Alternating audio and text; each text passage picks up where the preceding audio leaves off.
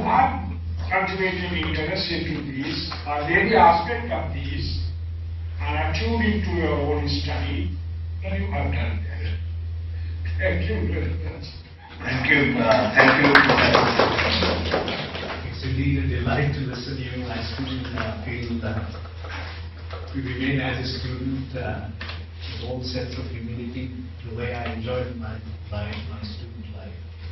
And I still extend that. I'd like to continue with that in front of the tall heights. It was indeed a very stimulating lecture, and I would like to open it for some questions or any discussions, any observations or whatever you have. So be sharp, be focused on what you want to ask. You can, I'm sure you will address to your queries and concerns. Thank you.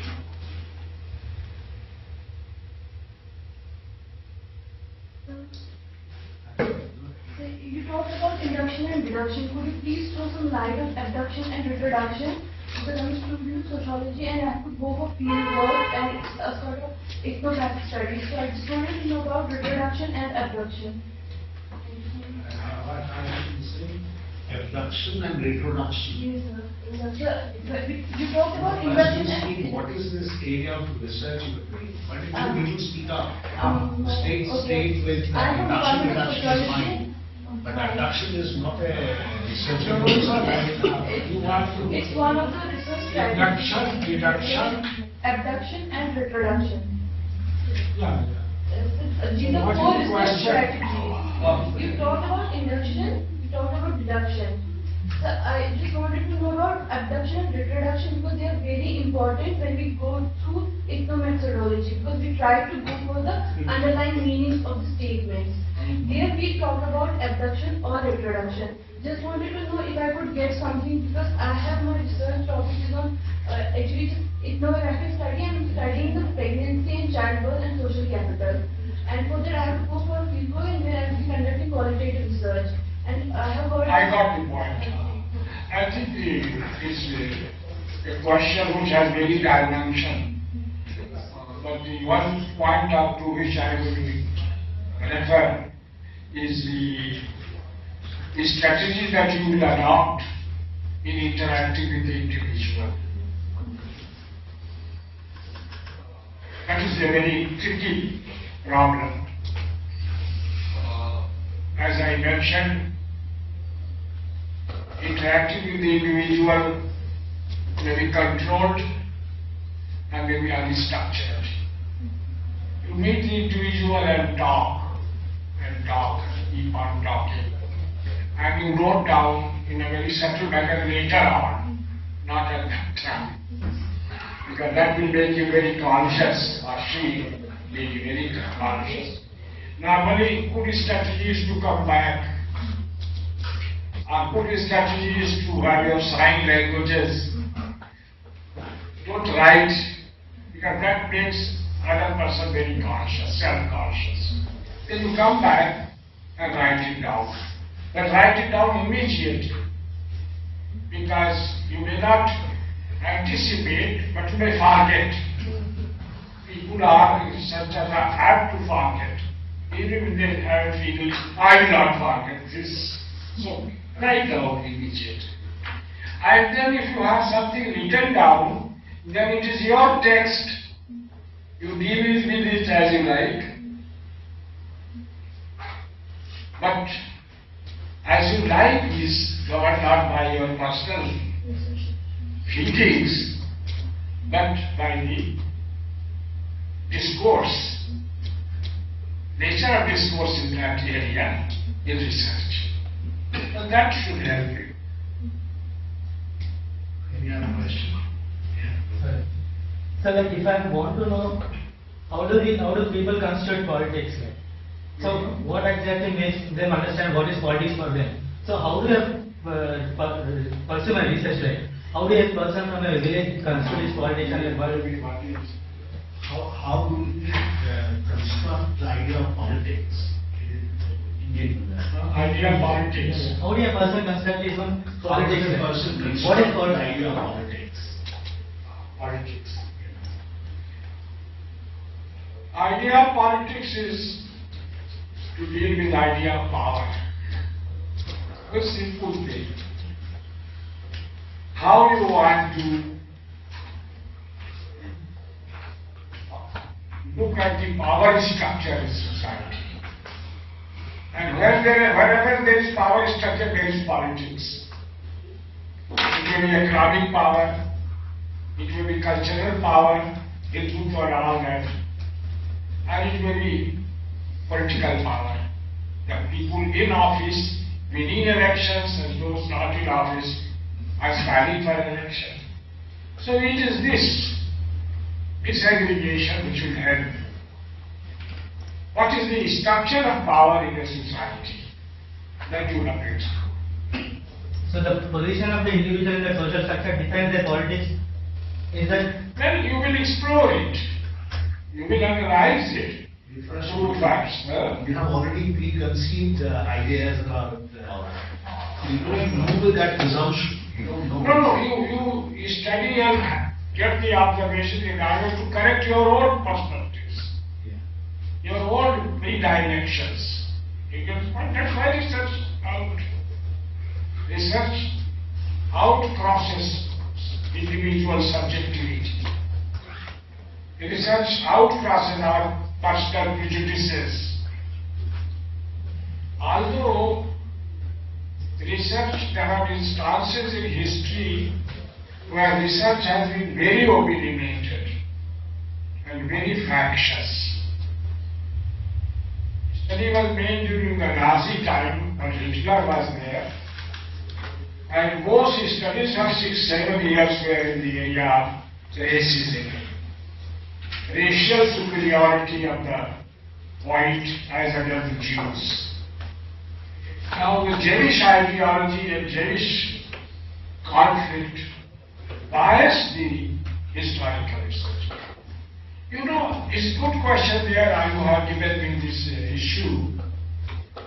It is here that research methods which are historical and as against research methods which are sociological,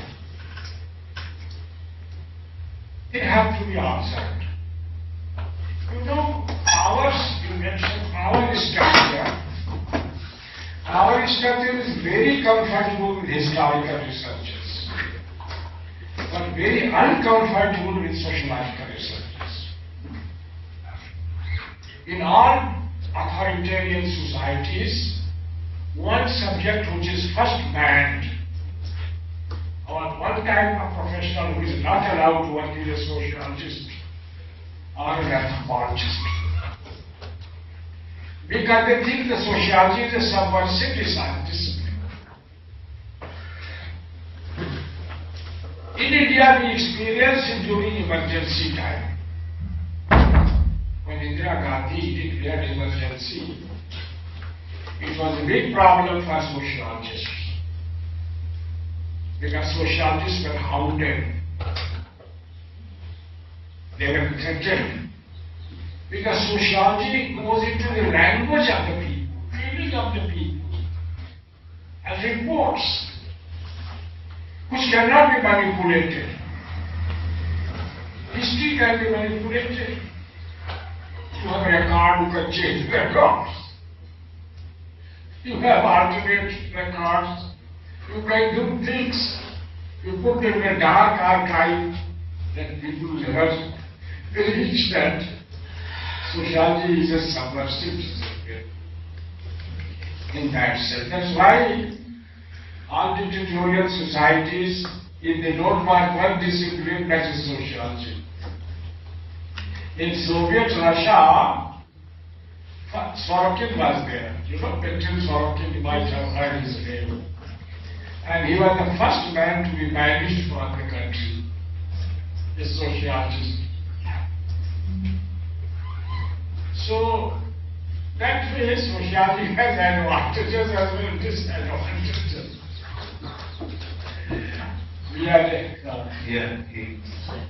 So you have rightly pointed out that non-violence as a moral and ethical category has been rejected outright. But from the comparative religion perspective, which is my background, is that I find that the ethical and moral value of non-violence cannot be dismissed. But I'm wondering why is it disqualified to be an ethical category in the Marxist perspective? Marxism, why is it not used? Yeah. But I think in India, on the other hand, I find it has been very widely used. One area of social science where you will find Marxist model being used extensively is agricultural research, agrarian studies. There is not a publication on agrarian studies and class structure. But in certain sociological disciplines like sociology, it has not been used much. It has been used as a background category, background factor, but not as a model. The model of Marxism is historical determinism and dialectical determinism. There are two aspects of Marx. But behind both of them is the theory of alienation. So what is so central in Marx? This is an open question. In Europe it is being debated, in France it has been debated. Many people accept Marx not for his historical materialism, but for his dialectical materialism and theory of alienation. You know, the very first few pages of Capital, Volume 1, what does Marx say? Marx says that the problem of society starts when the power of the hand, which was freely accessible to the primitive man, was appropriated some agencies outside. Who appropriates this power? Classes that way. That's how class works.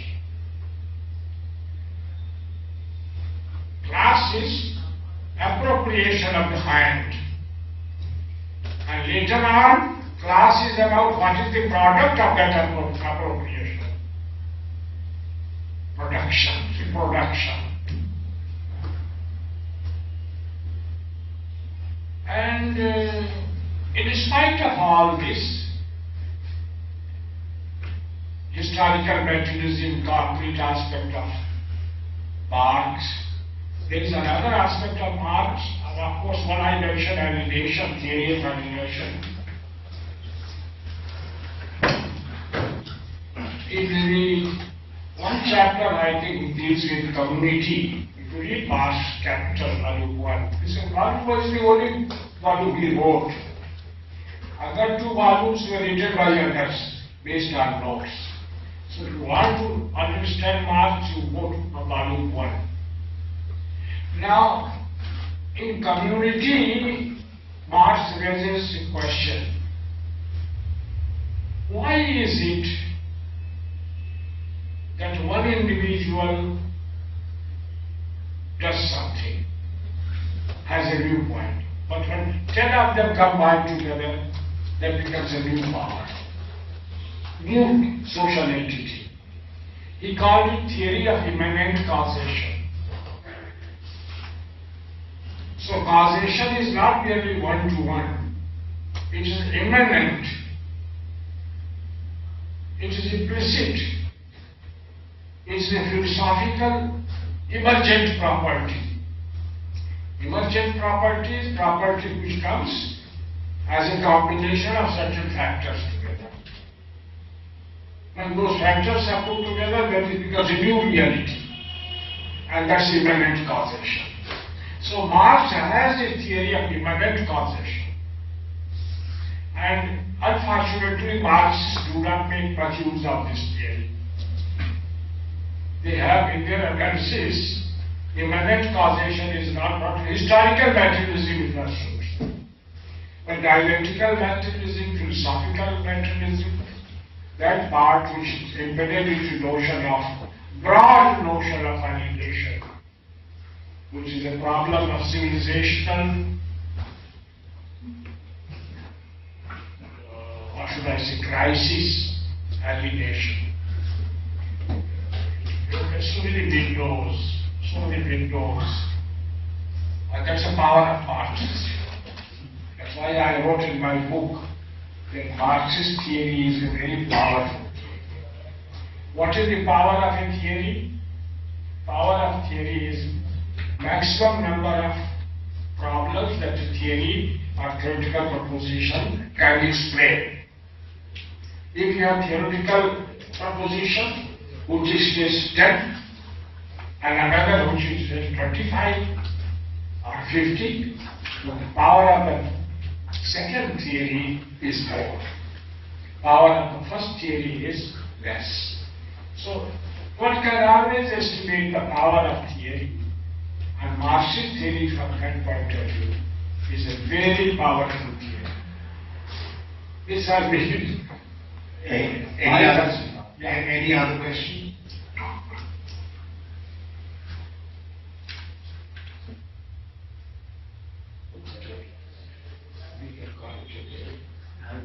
Last question. Let it be first.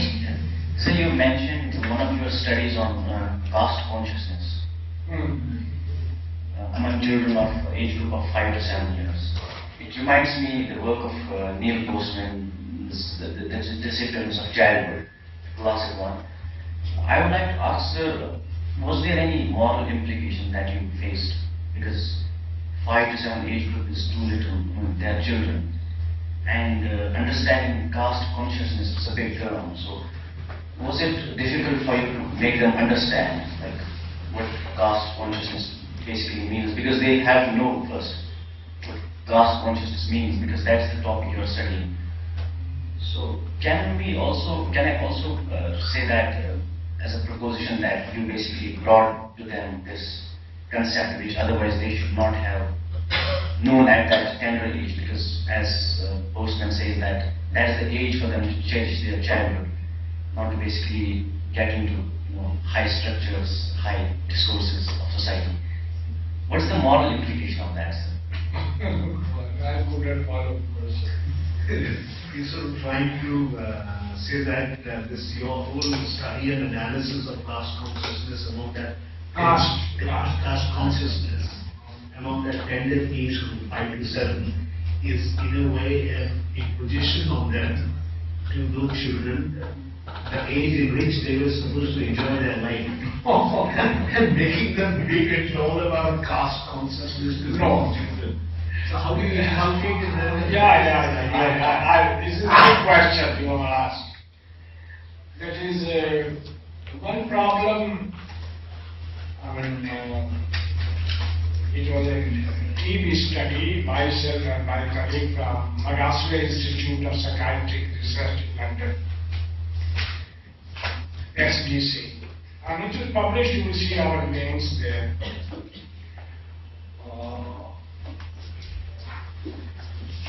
Madhusway Institute is a psychiatric institute, and they were interested in psychological dimensions of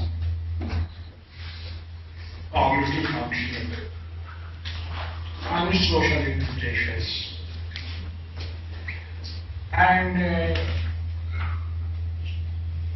children were from 0 to 5 is just a very safe. Mainly they were 5-year-olds. So idea was that from when the caste consciousness emerges, what is the profile of a caste in the subconscious and conscious structure of child's mind? This was the question. And we realized that it's a very difficult problem. We also realized that any complex questionnaire and questioning will not do. We realized that whatever the child expresses to a stimulus related to caste will be valuable. So the questions were not formal, questions were in the nature of open stimuli to get the response of the child, to stir the subconscious of the child. And it's not open-ended. It was not structured at all. When we got the responses, then we structured it. And findings were very simple, that in the child's mind, occupational hierarchy of caste existed. Child recognizes the untouchable or touchable, this distinction. And that recognition comes from the family definition of the word. If family people were using such a language for certain, he jharu baharu karta. So jharu baharu, they say, untouchable is by occupation. And beyond that, child doesn't know much. Now the finding is very interesting in the sense that Indian child has a liberal and open-ended orientation. It is easy to bring about changes in social structure in India than otherwise. Child is not doctrinaire at that point of time. Now somebody study children today and you may come across, I do not know what type of mind or mental process the children have today. But at that time, it was very open-ended, liberal, and conducive to the process of change. So it was, I think, positive for growth. And that's what we have seen it as well. That is, caste conflict has come later on with emergence of ideology, Dalit ideology, gender ideology, communal ideology, very important. It's all not native, it is constructed, promoted. Indians are not communal at all by nature. They have lived together, different communities, tribes, and all that. They still live. But now there are institutions which construct realities. And one of the construction is today in newspapers, in media, in television, about things like intolerance. I mean, it made me very angry, the whole debate on intolerance. What is the intolerance in India? They never ask this question. What is the intolerance? Who is intolerant? A few chaps get it, little rebuking here and there. Intolerant India. Labeling the whole country by a narrow experience, the media construction. It is opinionated and highly prejudiced. By and large, Indian people even today are not intolerant in that sense. Let it be country, it goes on, that's all.